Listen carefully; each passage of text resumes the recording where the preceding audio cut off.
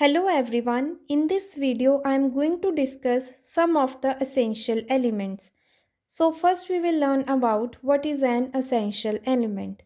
An element may be considered essential when its deficient intake produces an impairment of function and when the restoration of physiological levels of that element relieves the impaired function or prevents impairment. ਕਿਸੇ ਵੀ element ਨੂੰ ਆਪਾਂ essential ਉਦੋਂ ਮੰਨਦੇ ਹਾਂ ਜਦੋਂ ਉਸ element ਦੀ ਸਾਡੀ body ਦੇ ਵਿੱਚ ਕਮੀ ਹੋਣ ਦੇ ਕਰਕੇ ਸਾਡੀ ਬੋਡੀ ਦੀ ਫੰਕਸ਼ਨਿੰਗ ਵਿੱਚ ਕੁਛ ਨਾ ਕੁਛ ਡੈਮੇਜ ਆ ਜਾਏ ਜਾਂ ਫਿਰ ਉਸ ਐਲੀਮੈਂਟ ਨੂੰ ਦੇ ਲੈਵਲਸ ਨੂੰ ਬੋਡੀ ਦੇ ਵਿੱਚ ਰੀਸਟੋਰ ਕਰਨ ਨਾਲ ਉਹ ਜਿਹੜੀ ਡੈਮੇਜਿੰਗ ਹੈ ਫੰਕਸ਼ਨਿੰਗ ਦੀ ਉਹ ਠੀਕ ਹੋ ਜਾਏ ਤਾਂ ਆਪਾਂ ਉਸ ਐਲੀਮੈਂਟ ਨੂੰ ਕੀ ਕੰਸੀਡਰ ਕਰਦੇ ਹਾਂ ਅਸੈਂਸ਼ੀਅਲ ਤਾਂ ਉਸ ਐਲੀਮੈਂਟ ਨੂੰ ਅਸੈਂਸ਼ੀਅਲ ਕਿਹਾ ਜਾ ਸਕਦਾ ਹੈ The essential elements may be further divided into two broad groups. ਦੋ ਗਰੁੱਪਸ ਦੇ ਵਿੱਚ essential elements ਨੂੰ ਡਿਵਾਈਡ ਕੀਤਾ ਗਿਆ ਹੈ First is bulk elements and second is trace elements.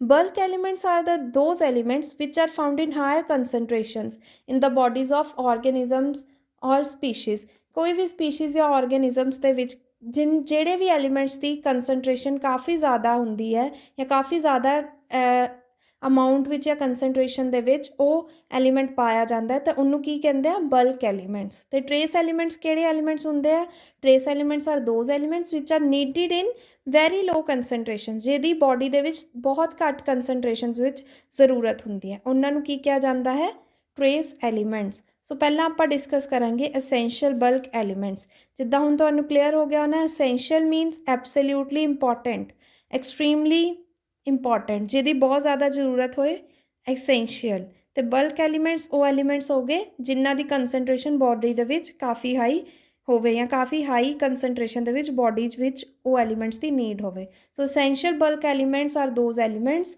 Which are needed in our body in high concentrations ਉਹਨਾਂ ਨੂੰ ਆਪਾਂ ਕੀ ਕਹਿੰਦੇ ਆ ਅਸੈਂਸ਼ੀਅਲ ਬਲਕ ਐਲੀਮੈਂਟਸ ਸੋ ਪਹਿਲਾਂ ਆਪਾਂ ਸਟੱਡੀ ਕਰਾਂਗੇ ਕੈਲਸ਼ੀਅਮ ਐਂਡ ਮੈਗਨੀਸ਼ੀਅਮ ਕੈਲਸ਼ੀਅਮ ਅਤੇ ਮੈਗਨੀਸ਼ੀਅਮ ਦੋਨੋਂ ਐਲੀਮੈਂਟ ਸਾਡੀ ਬੋਡੀ ਦੇ ਵਿੱਚ ਐਜ਼ ਏ ਕਾਰਬੋਨੇਟਸ ਅਤੇ ਐਜ਼ ਏ ਫੋਸਫੇਟਸ ਪ੍ਰੈਜ਼ੈਂਟ ਹੁੰਦੇ ਆ ਕਾਰਬੋਨੇਟਸ ਮੀਨਸ ਕੈਲਸ਼ੀਅਮ ਕਾਰਬੋਨੇਟ ਮੈਗਨੀਸ਼ੀਅਮ ਕਾਰਬੋਨੇਟਸ ਠੀਕ ਹੈ ਐਂਡ ਫੋਸਫੇਟਸ ਮੀਨਸ ਕੈਲਸ਼ੀਅਮ ਫੋਸਫੇਟ ਮੈਗਨੀਸ਼ੀਅਮ ਫੋਸਫੇਟ ਇਹ ਕੰਪਾਊਂਡਸ ਇਹਨਾਂ ਕੰਪਾਊਂਡਸ ਦੀ ਫੋਰਮ ਦੇ ਵਿੱਚ ਕੈਲਸ਼ੀਅਮ ਅਤੇ ਮੈਗਨੀਸ਼ੀਅਮ ਸਾਡੀ ਬੋਡੀ ਦੇ ਵਿੱਚ ਪ੍ਰੈਜ਼ੈਂਟ ਹੁੰਦੇ ਹੈ ਠੀਕ ਹੈ mostly in the skeletal structures of mammals ਠੀਕ ਹੈ ਜਾਂ ਫਿਰ ਇਹ ਸਕੈਲੇਟਲ ਸਟਰਕਚਰਸ ਦੇ ਵਿੱਚ ਇਹ ਪ੍ਰੈਜ਼ੈਂਟ ਹੁੰਦੇ ਅਤੇ ਇਹਨਾਂ ਦੀ ਪਰਸੈਂਟੇਜ ਕੀ ਹੁੰਦੀ ਹੈ 99% ਕੈਲਸ਼ੀਅਮ ਹੁੰਦਾ ਅਤੇ 70% ਮੈਗਨੀਸ਼ੀਅਮ 2 ਪੋਜ਼ੀਟਿਵ ਦੀ ਫੋਰਮ ਦੇ ਵਿੱਚ ਸਾਡੀ ਬੋਡੀ ਦੇ ਵਿੱਚ ਪ੍ਰੈਜ਼ੈਂਟ ਹੁੰਦੇ ਆ ਠੀਕ ਹੈ ਹੁਣ ਆਪਾਂ ਪਹਿਲਾਂ ਸਟੱਡੀ ਕਰਾਂਗੇ calcium calcium is essential for all organisms and is used in cell walls, bonds and some cells as structural component calcium obviously ਆਪਾਂ essential bulk elements ਦੀ ਗੱਲ ਕਰ ਰਹੇ ਹਾਂ ਸੋ calcium is one of the essential bulk elements ਠੀਕ ਹੈ ਅਤੇ ਇਹ mostly cell Waltz 'ਚ ਪ੍ਰੈਜ਼ੈਂਟ ਹੁੰਦਾ ਹੈ ਜਾਂ ਸਾਨੂੰ ਪਤਾ ਹੈ ਬੋਨਸ ਦੀ ਰਿਜਿਡਿਟੀ ਬੋਨਸ ਦੇ ਵਿੱਚ ਪ੍ਰੈਜ਼ੈਂਟ ਹੁੰਦਾ ਹੈ ਕੈਲਸ਼ੀਅਮ ਜਾਂ ਫਿਰ ਕੁਛ ਕੁ ਸੈਲਸ ਦੀ ਸਟਰਕਚਰਲ ਕੰਪੋਨੈਂਟ ਹੀ ਕੈਲਸ਼ੀਅਮ ਹੁੰਦਾ ਮਤਲਬ ਉਹ ਸੈਲਸ ਦੀ ਸਟਰਕਚਰ ਦਾ ਇੱਕ ਕੰਪੋਨੈਂਟ ਹੀ ਕੈਲਸ਼ੀਅਮ ਹੁੰਦਾ ਠੀਕ ਹੈ in human blood calcium 2 positive is present mainly in the plasma ਸਾਡਾ ਬਲੱਡ ਦਾ ਮੇਨ ਪਾਰਟ ਪਲਾਜ਼ਮਾ ਹੀ ਹੁੰਦਾ ਤਾਂ ਪਲਾਜ਼ਮਾ ਦੇ ਵਿੱਚ ਕੈਲਸ਼ੀਅਮ 2 ਪੋਜ਼ੀਟਿਵ ਕਾਫੀ ਅਮਾਊਂਟ ਵਿੱਚ ਪ੍ਰੈਜ਼ੈਂਟ ਹੁੰਦਾ ਹੈ 50% ਜਿਹੜਾ ਉਹ ਸਾਡੇ ਪਲਾਜ਼ਮਾ ਦੇ ਵਿੱਚ as a ionic form calcium 2 positive present ਹੁੰਦਾ ਅਤੇ ਜਿਹੜੀ ਰਿਮੇਨਿੰਗ ਪਰਸੈਂਟੇਜ ਆ ਉਹ ਕਿਸੇ ਨਾ ਕਿਸੇ ਮਤਲਬ ਕੋਈ ਨਾ ਕੋਈ ਕੰਪਾਊਂਡ ਜਾਂ ਕਿਸੇ ਨਾ ਕਿਸੇ ਸੀਰਮ ਦੇ ਨਾਲ ਕੰਬਾਈਨ ਹੋ ਕੇ ਕੈਲਸ਼ੀਅਮ ਸੀਰਮ ਪ੍ਰੋਟੀਨ ਦੇ ਨਾਲ ਕੰਬਾਈਨ ਹੋ ਕੇ ਸਾਡੇ ਪਲਾਜ਼ਮਾ ਦੇ ਵਿੱਚ ਬਲੱਡ ਪਲਾਜ਼ਮਾ ਦੇ ਵਿੱਚ ਪ੍ਰੈਜ਼ੈਂਟ ਹੁੰਦਾ the important minerals in biological structure materials containing calcium are ਹੁਣ ਆਪਾਂ ਕੁਛ ਮਿਨਰਲਸ ਪੜ੍ਹਾਂਗੇ ਆਫ ਕੈਲਸ਼ੀਅਮ ਦੇ ਕੁਛ ਮਿਨਰਲ ਜੋ ਬਾਇਓਲੋਜੀਕਲ ਸਟਰਕਚਰਲ ਮਟੀਰੀਅਲਸ ਦੇ ਕੌਨਸਟੀਟੂਐਂਟਸ ਹੁੰਦੇ ਮਤਲਬ ਬਾਇਓਲੋਜੀਕਲ ਸਟਰਕਚਰਸ ਦੇ ਵਿੱਚ ਉਹ ਮਿਨਰਲਸ ਕੈਲਸ਼ੀਅਮ ਦੇ ਪਾਏ ਜਾਂਦੇ ਆ ਕਿਹੜੇ ਇੱਕ ਫਸਟ ਹੈ ਕੈਲਸਾਈਟ ਦਾ ਕੀ ਫਾਰਮੂਲਾ ਹੈ ਕੈਲਸ਼ੀਅਮ ਕਾਰਬੋਨੇਟ CaCO3 ਕੈਲਸ਼ੀਅਮ ਕਾਰਬੋਨੇਟਸ ਕਿਹੜੇ ਆਰਗੈਨਿਜ਼ਮਸ ਵਿੱਚ ਹੁੰਦਾ ਬਰਡਸ ਦੇ ਵਿੱਚ ਅਤੇ ਬਰਡਸ ਦੇ ਕਿੱਥੇ ਹੁੰਦਾ ਬਰਡਸ ਦੀ ਐਗ ਸ਼ੈਲਸ ਕੈਲਸਾਈਟ ਮਿਨਰਲ ਕੈਲਸ਼ੀਅਮ ਦਾ ਮਿਨਰਲ ਹੈ ਜੋ ਬਰਡਸ ਦੇ ਵਿੱਚ ਪਾਇਆ ਜਾਂਦਾ ਅਤੇ ਬਰਡਸ ਦੇ ਕਿੱਥੇ ਹੁੰਦਾ ਬਰਡਸ ਦੇ ਐਗ ਸ਼ੈਲਸ ਦੇ ਵਿੱਚ ਇਹ ਮਿਨਰਲ ਹੁੰਦਾ ਅਤੇ ਆਰਗੋਨਾਈਟ ਸੈਕਿੰਡ ਮਿਨਰਲ ਇਜ਼ ਆਰਗੋਨਾਈਟ ਇਹਦਾ ਫਾਰਮੂਲਾ ਕੀ ਹੈ ਕੈਲਸ਼ੀਅਮ ਕਾਰਬੋਨੇਟ ਸੇਮ ਫਾਰਮੂਲਾ ਅਤੇ ਕਿੱਥੇ ਹੁੰਦਾ ਹੈ, ਕਿਹੜੇ ਆਰਗੇਨਿਜ਼ਮਸ 'ਚ? ਮੋਲਸਕਸ ਉਹ ਹੁੰਦੇ ਸੌਫਟ ਬੋਡੀਡ ਆਰਗੇਨਿਜ਼ਮਸ ਜਾਂ ਸੌਫਟ ਬੋਡੀ ਵਰਟੇਬ੍ਰੇਟਸ ਜਿਹੜੇ ਹੁੰਦੇ ਨਾ ਉਹਨਾਂ ਨੂੰ ਮੋਲਸਕਸ ਕਹਿੰਦੇ ਆ। ਜਿੱਦਾਂ ਫੋਰ ਐਗਜ਼ਾਮਪਲ ਸਨੇਲਸ ਦੇ ਜਿਹੜੇ ਸ਼ੈਲਸ ਹੁੰਦੇ ਨਾ ਉਹਦੇ ਵਿੱਚ ਇਹ ਮਿਨਰਲ ਹੁੰਦਾ ਆਰਗੋਨਾਈਟ। ਇਹ ਆਰਗੋਨਾਈਟ ਪ੍ਰੈਜ਼ੈਂਟ ਹੁੰਦਾ ਸਨੇਲਸ ਦੀ ਸ਼ੈਲਸ ਦੇ ਵਿੱਚ। ਠੀਕ ਹੈ, ਨੈਕਸਟ ਵਨ ਇਜ਼ ਹਾਈਡਰੋਕਸੀ ਐਪੇਟਾਈਟ। ਇਹ ਥਰਡ ਮਿਨਰਲ ਹੈ। ਇਹਦਾ ਫਾਰਮੂਲਾ ਕੀ ਹੈ? Calcium 5 phosphate 3 hydroxide. ਇਹ ਕਿੱਥੇ ਕਿਹੜੇ ਆਰਗੇਨਿਜ਼ਮਸ ਵਿੱਚ ਹੁੰਦਾ? ਵਰਟੇਬ੍ਰੇਟਸ ਮੈਮਲਸ। ਵਰਟੇਬ੍ਰੇਟਸ ਹੁੰਦੇ ਆ that are having backbones spines ਉਹਨਾਂ ਨੂੰ ਕੀ ਕਹਿੰਦੇ ਆ? ਵਰਟੇਬ੍ਰੇਟਸ। ਠੀਕ ਹੈ, ਉਹਨਾਂ ਦੇ ਕਿੱਥੇ ਪ੍ਰੈਜ਼ੈਂਟ ਹੈ? ਬੋਨਸ ਦੇ ਵਿੱਚ। ਬੋਨਸ ਜਿੱਦਾਂ ਹਿਊਮਨ ਬੀਂਗਸ ਦੀ ਬੋਨਸ ਦੇ ਵਿੱਚ ਹਾਈਡਰੋਕਸੀ ਐਪੇਟਾਈਟ ਮਿਨਰਲ ਪ੍ਰੈਜ਼ੈਂਟ ਹੁੰਦਾ। ਇਹ ਬੋਨਸ ਨੂੰ ਰਿਜਿਡ ਬਣਾਉਣ ਦੇ ਵਿੱਚ ਹੈਲਪ ਕਰਦਾ ਹੈ ਜਾਂ bone the ਰਿਜਿਡਿਟੀ due to this mineral ਹੀ ਹੁੰਦੀ ਹੈ। ਹੁਣ ਆਪਾਂ ਦੇਖ ਰਹੇ ਹਾਂ ਕੈਲਸਾਈਟ ਅਤੇ ਆਰਗੋਨਾਈਟ ਦੋਨਾਂ ਦਾ ਫਾਰਮੂਲਾ ਸੇਮ ਹੀ ਹੈ ਮਿਨਰਲਸ ਦਾ, ਬਸ ਦੋਨਾਂ ਦੇ ਕੈਲਸਾਈਟ ਅਤੇ ਆਰਗੋਨਾਈਟ ਦਾ ਫਾਰਮੂਲਾ ਸੇਮ ਹੈ, ਬਟ ਫਰਕ ਕੀ ਹੈ? ਜਿਹੜਾ ਇਹ ਕੈਲਸ਼ੀਅਮ ਕਾਰਬੋਨੇਟ ਹੈ ਇਹਦਾ ਕ੍ਰਿਸਟਲ ਸਟਰਕਚਰ ਟ੍ਰਿਗਨਲ ਹੁੰਦਾ ਅਤੇ ਇਹ ਜਿਹੜਾ ਆਰਗੋਨਾਈਟ ਦਾ ਕੈਲਸ਼ੀਅਮ ਕਾਰਬੋਨੇਟ ਇਹ ਵਾਲਾ ਇਹਦੇ ਸਟਰਕਚਰ ਔਰਥੋਰੋਮਬਿਕ ਹੁੰਦਾ। ਦੋਨਾਂ ਦੇ ਵਿੱਚ ਬਸ ਇਹੀ ਡਿਫਰੈਂਸ ਹੈ, ਬਾਕੀ ਜਿਹੜਾ ਫਾਰਮੂਲਾ ਦੋਨਾਂ ਦਾ ਉਹ ਸੇਮ ਹੈ। ਹੁਣ ਆਪਾਂ ਇਹਦੇ ਰੋਲ ਦੀ ਗੱਲ ਕਰਦੇ ਹਾਂ। ਕੈਲਸ਼ੀਅਮ ਦਾ ਕੀ ਰੋਲ ਹੈ? Calcium plays important role in muscle contractions. ਸਾਡੀ ਬੋਡੀ ਦੀ ਮੂਵਮੈਂਟਸ ਹੁੰਦੀਆਂ ਜਾਂ ਸਾਰੀ ਫੰਕਸ਼ਨਿੰਗ ਹੁੰਦੀ ਆ ਡਿਊ ਟੂ ਮਸਲ ਰਿਲੈਕਸ ਹੁੰਦੇ ਆ, ਮਸਲ ਕੰਟਰੈਕਟ ਹੁੰਦੇ ਆ, ਤਾਂ ਉਹ ਮਸਲ ਕੰਟਰੈਕਸ਼ਨਸ ਦੇ ਵਿੱਚ ਕੈਲਸ਼ੀਅਮ ਦਾ ਬਹੁਤ ਹੀ ਮੇਜਰ ਰੋਲ ਹੈ। ਅਤੇ ਹੋਰ ਟੂ ਸਟੇਬਲਾਈਜ਼ ਦਾ ਐਨਜ਼ਾਈਮਸ ਉਹਦੇ ਵਿੱਚ ਵੀ ਕੈਲਸ਼ੀਅਮ ਦਾ ਇੱਕ ਇੰਪੋਰਟੈਂਟ ਰੋਲ ਹੈਗਾ। ਅਤੇ it is also involved in blood clotting ਦੇ ਵਿੱਚ ਕੈਲਸ਼ੀਅਮ ਬਲੱਡ ਕਲੌਟਿੰਗ ਦੇ ਵਿੱਚ ਵੀ ਬਹੁਤ ਇੰਪੋਰਟੈਂਟ ਰੋਲ ਪਲੇ ਕਰਦਾ। ਹੁਣ ਆਪਾਂ ਇਹਦੀ ਡੈਫੀਸ਼ੈਂਸੀ ਦੀ ਗੱਲ ਕਰਾਂਗੇ।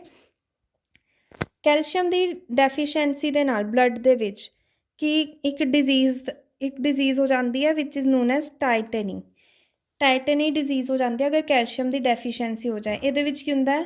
ਮਸਲ ਕ੍ਰੈਂਪਸ ਪੈਂਦੇ ਆ। ਠੀਕ ਹੈ, due to uncontrolled muscle contraction ਦੇ ਕਰਕੇ ਮਸਲਸ ਕ੍ਰੈਂਪਸ ਪੈ ਜਾਂਦੇ ਆ। ਉਸ ਡਿਜ਼ੀਜ਼ ਨੂੰ ਕੀ ਕਿਹਾ ਜਾਂਦਾ? ਟਾਈਟਨੀ। ਠੀਕ ਹੈ, ਹੁਣ ਆਪਾਂ ਨੈਕਸਟ ਗੱਲ ਕਰਾਂਗੇ access of calcium 2 positive. Access of calcium 2 positive ਦੇ ਕਰਕੇ ਬਲੱਡ ਦੇ ਵਿੱਚ ਅਗਰ ਇਹ ਜ਼ਿਆਦਾ ਅਮਾਊਂਟ ਵਿੱਚ ਪ੍ਰੈਜ਼ੈਂਟ ਹੋ ਜਾਏ ਤਾਂ ਕੀ ਹੋ ਜਾਂਦਾ? ਕੈਲਸੀਫਿਕੇਸ਼ਨ। ਕਾਫੀ ਆਰਗੈਨਿਜ਼ਮਸ ਦੇ ਇੰਟਰਨਲ ਆਰਗਨਸ ਦੇ ਵਿੱਚ ਕੈਲਸੀਫਿਕੇਸ਼ਨ ਹੋ ਜਾਂਦੀ ਹੈ ਜਾਂ ਟਿਸ਼ੂਜ਼ ਦੇ ਵਿੱਚ ਕੈਲਸੀਫਿਕੇਸ਼ਨ ਹੋ ਜਾਂਦੀ ਹੈ। ਕੈਲਸੀਫਿਕੇਸ਼ਨ ਦਾ ਕੀ ਮਤਲਬ ਹੈ? ਕੈਲਸੀਫਿਕੇਸ਼ਨ ਦਾ ਮਤਲਬ ਹੈ ਜਿਹੜਾ ਐਕਸੈਸ ਕੈਲਸ਼ੀਅਮ ਹੈ ਨਾ ਉਹ ਸਾਡੇ ਟਿਸ਼ੂਜ਼ ਦੇ ਵਿੱਚ ਜਾ ਕੇ ਡਿਪੋਜ਼ਿਟ ਹੋ ਜਾਂਦਾ ਅਤੇ ਉਹਦੇ ਵਿੱਚ ਉਹਦੇ ਡਿਪੋਜੀਸ਼ਨ ਦੇ ਕਰਕੇ ਟਿਸ਼ੂਜ਼ ਜਿਹੜੇ ਆ ਹਾਰਡ ਹੋ ਜਾਂਦੇ ਆ। ਜੇ ਟਿਸ਼ੂਜ਼ ਹਾਰਡ ਹੋ ਜਾਂਦੇ ਫਿਰ ਉਹ ਫਰਦਰ ਬੋਡੀ ਦੀ ਕਾਫੀ ਫੰਕਸ਼ਨਿੰਗ ਵਿੱਚ ਰੁਕਾਵਟ ਪੈਦਾ ਕਰਦੇ ਆ, ਹੈ ਨਾ। ਉਹਨੂੰ ਆਪਾਂ ਕੀ ਕਹਿੰਦੇ? ਕੈਲਸੀਫਿਕੇਸ਼ਨ। ਜੇ ਐਕਸੈਸ ਹੋ ਜਾਏ ਕੈਲਸ਼ੀਅਮ ਦਾ ਬੋਡੀ ਦੇ ਵਿੱਚ ਤਾਂ ਕੈਲਸੀਫਿਕੇਸ਼ਨ ਹੋ ਜਾਂਦੀ ਹੈ। ਨੈਕਸਟ ਆਪਾਂ ਪੜ੍ਹਦੇ ਹਾਂ ਮੈਗਨੀਸ਼ੀਅਮ ਦੇ ਬਾਰੇ।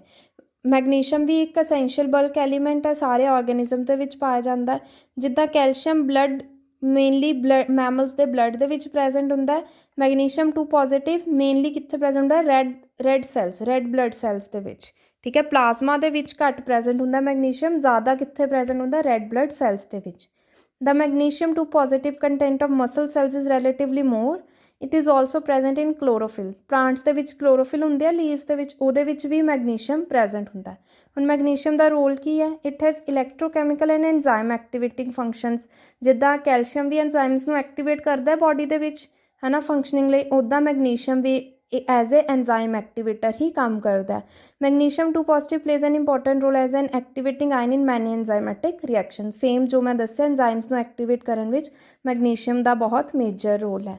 ਹੁਣ ਆਪਾਂ ਇਹਦਾ ਮੇਨ ਇੱਕ ਵੈਰੀ ਇੰਪੋਰਟੈਂਟ ਟੋਪਿਕ ਉਹ ਡਿਸਕਸ ਕਰਾਂਗੇ, interaction of magnesium 2 positive with ATP।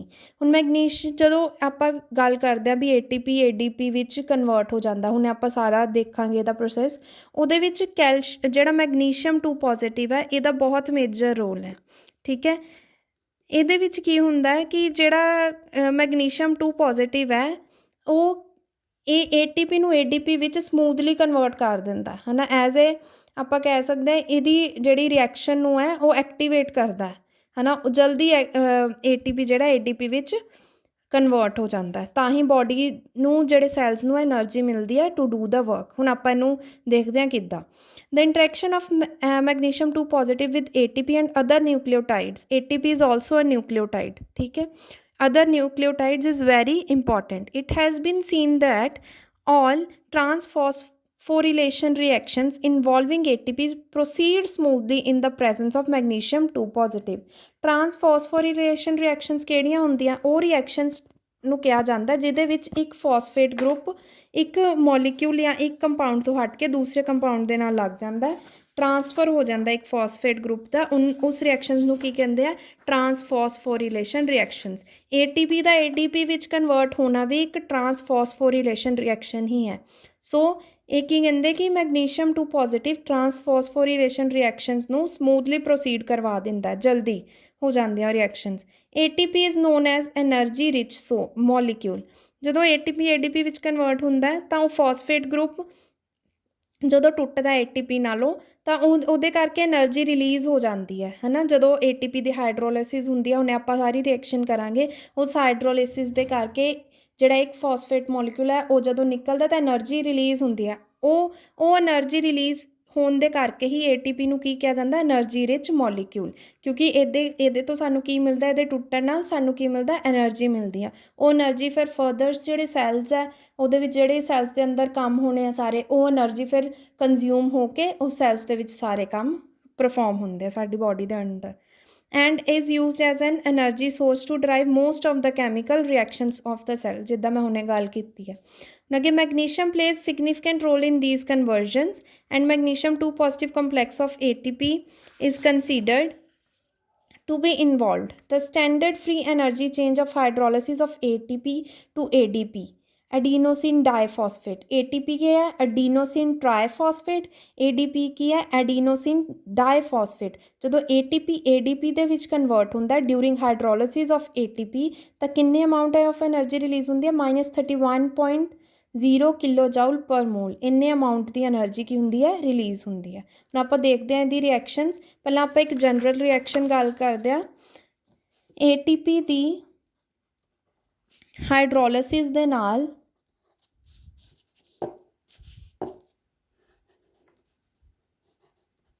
ADP adenosine diphosphate बनता है प्लस एक inorganic phosphate group inorganic phosphate release होती है प्लस की मिलती है एनर्जी।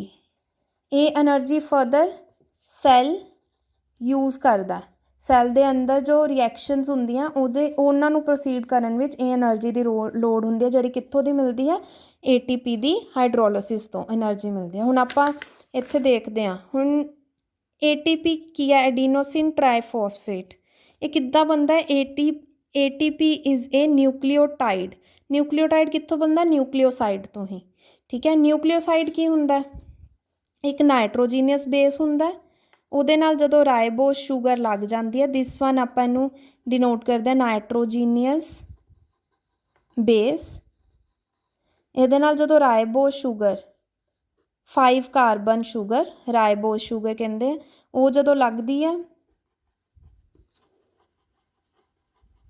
ਇਹ ਕੀ ਬਣ ਗਿਆ? ਨਿਊਕਲੀਓਸਾਈਡ। ठीक है। ਹੁਣ ATP की है? बनता कि तो न्यूक्लियोसाइड नाल, पर जो हूँ न्यूक्लियोसाइड दे नाल फॉस्फेट ग्रुप लग जाए, फॉस्फेट ग्रुप के लगन नाल की बन जाता है? न्यूक्लियोटाइड। ठीक है। प्रोटीन साइड न्यूक्लियोटाइड बन जाता साडे कोल। हुण इत्थे आपां देखदे हां ये की है? This is nitrogenous base. This is nitrogenous base. ठीक है। इनू कहते हैं एडेनिन। नाइट्रोजीनियस बेस का नाम की है? एडेनिन। ये 5 कार्बन शूगर राइबोस शूगर लगी है। इनू आपां बनाने भी स्ट्रक्चर ड्रॉ करते हैं यदि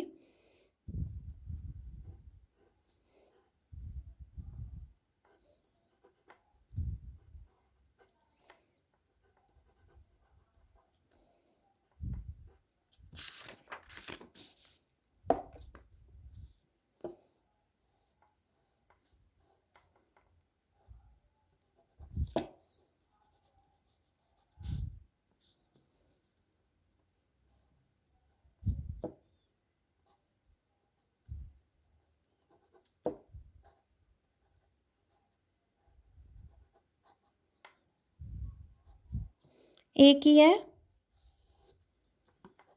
This one is nitrogenous base adenine, ਇਹਨੂੰ ਕਹਿੰਦੇ ਐਡੇਨਿਨ। ਐਡੀਨੋਸਿਨ ਟ੍ਰਾਈਫੋਸਫੇਟ ਵਿੱਚ ਨਾਈਟ੍ਰੋਜੀਨਸ ਬੇਸ ਕੀ ਹੈ? ਐਡੇਨਿਨ। ਇਹ ਹੋ ਗਿਆ ਐਡੋਨਿਨ। ਇਹਦੇ ਨਾਲ ਹੁਣ ਆਪਾਂ ਪੈਂਟੇਸ ਸ਼ੂਗਰ ਲਗਾਵਾਂਗੇ, 5 carbon sugar, 5 carbon sugar, ribose sugar.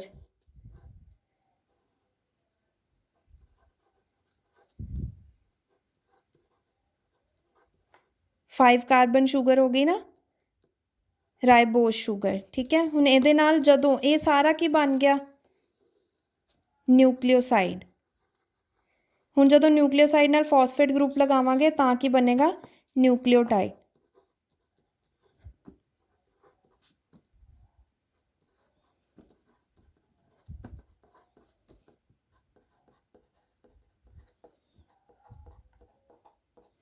एक किहदी स्ट्रक्चर होगी? Adenosine triphosphate. एक किहदी स्ट्रक्चर है? Adenosine triphosphate, ATP। यही बनाई है सेम, एडिनोसिन ट्राईफॉस्फेट। ठीक है, हुण इहदे विच ये स्ट्रक्चर थोड़ी अनस्टेबल हुंदी है। क्यों? क्योंकि ये ਜਿਹੜੇ ਦੋ ਨੈਗੇਟਿਵ ਚਾਰजेस है इन्हां दी आपस ਵਿੱਚ रिपल्शन ਹੁੰਦੀ है। Due to these repulsions same charges repel ना, ड्यू टू दीज रिपल्शनस ये ATP ਨੂੰ एक अनस्टेबल मॉलिक्यूल बना ਦਿੰਦੇ ਆ, ਜਿਹਦੇ ਕਰਕੇ ਇਹਦੀ ਹਾਈਡਰੋਲਿਸਿਸ जल्दी हो जाती है। ਇਹ इस करके ATP ਦੇ ਵਿੱਚ कन्वर्ट हो जाता, मतलब ये टुट जाता है। ठीक है, ਹੁਣ ਆਪਾਂ ਇਹਦੇ ਅੱਗੇ ਹਾਈਡਰੋਲਿਸਿਸ ਦੇਖਦੇ ਹਾਂ। ATP ਦੀ ਹਾਈਡਰੋਲਿਸਿਸ ਕੀਤੀ in the presence of magnesium. Magnesium ही ये रिएक्शन ਸਮੂਥਲੀ कराता है।